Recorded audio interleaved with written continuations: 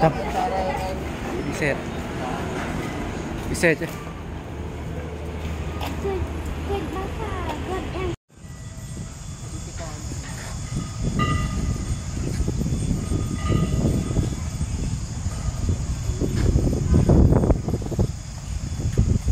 Tâm review Tâm, nắp biết review vậy.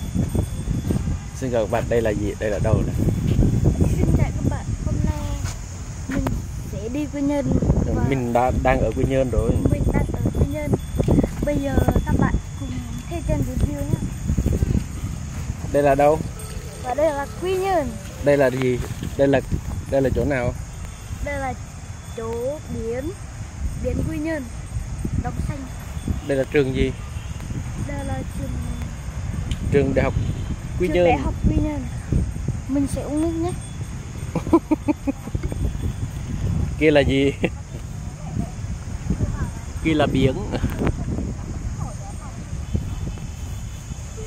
Đây là em Raja đang mua xe. Mua xe gì đây? Raja đang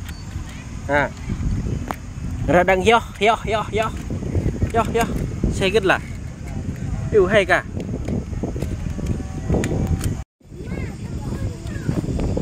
Cái này là em họ đã lấy bằng tốt nghiệp xong. Ở đây là mình là chưa ra xe tốn.